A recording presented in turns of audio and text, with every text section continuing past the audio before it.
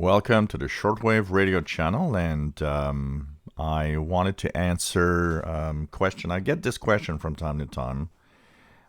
In the live show, I've got it a few times, and I've got some emails and some comments where people are asking me what I think of old tube shortwave radios. And would I purchase one? What would be my rules in purchasing one? And how much money I would spend, and how do they perform compared to today's receivers. Of course, this varies greatly from radio to radio, from brand to brand, and how taken care of the radio was at the start. So, one of the things that attracts a lot of listeners to old radios is, of course, a lot of them are extremely attractive. We talk about how sexy radios are. Well, old tube radios, a lot of them are extremely sexy and extremely beautiful radios. And that is often one of the first reasons why people actually, want to have a tube radio. It's just so beautiful. In some parts, some of us also are like, radio geeks that love old technology, tubes glowing in the dark, Some of us, there's nostalgia, remembering and having something that maybe some of you used when you were younger. So all of that and all of those reasons for getting a tube radio.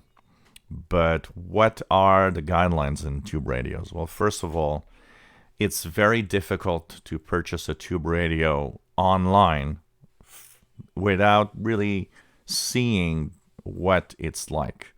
The best places when somebody wants to sell a tube radio, the best way of selling it is when the seller actually takes pictures of not only the outside, but the inside of the radio. Why?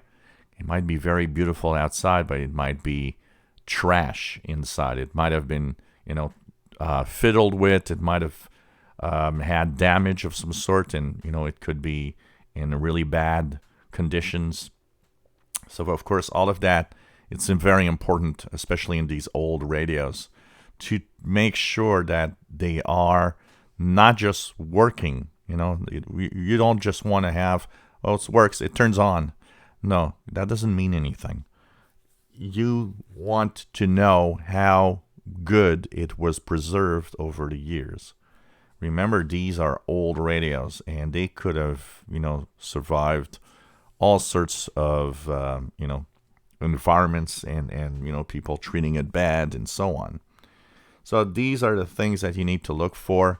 It's not just the cosmetic outside you need to see. You need to know how it was inside.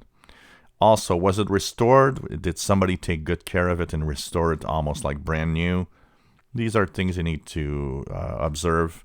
They will typically be more expensive if somebody restored it because they took the time to clean it and to make sure that it works perfectly like the original. Is it totally original, meaning no, parts have been replaced with, more modern parts and stuff like that? There's all sorts of little details like that, and you need to know. Has it, been maintained and tweaked and some parts replaced to make sure that it actually continues working well? That's, of course, very important. How do they perform compared to today? Well, it once again depends on the radio, depends on the brand, and how well it was preserved.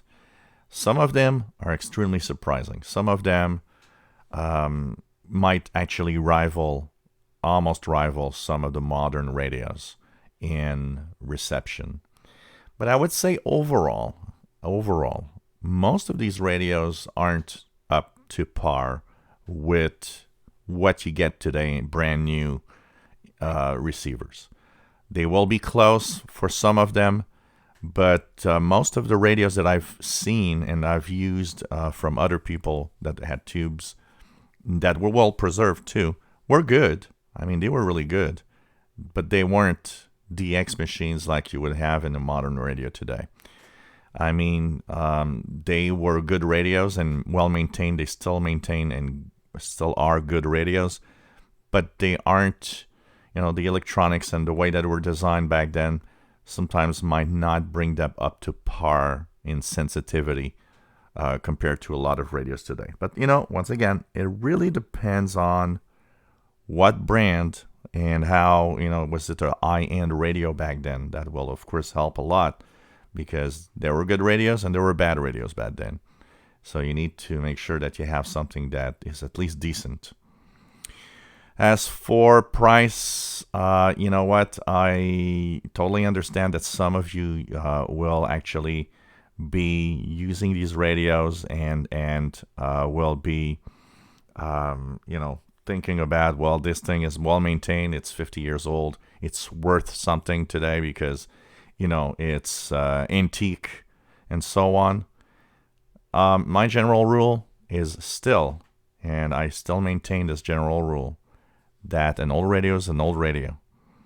And it should not, in general, cost more than what it cost originally. So, you know, I have a hard time paying any amount of you know, too high of an amount for a tube radio. Remember, it's old technology. But that said, you know, it's personal. A lot of us will have a price for something. Others don't. You know, I'm not going to pay, I wouldn't pay, you know, $300 for a Hallicrafters. I would pay maybe $75 for a Hallicrafters. That's my price range, you know.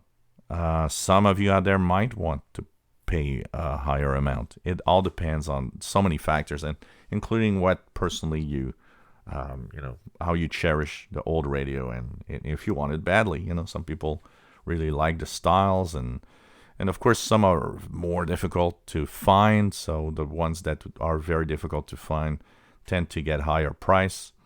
But it all comes down to whatever price you want to pay. It all comes down to make sure you're getting something that works and that has been well maintained over the years. And that's the most important part of this. If you enjoy our videos, please subscribe, give us thumbs up. Thank you for watching.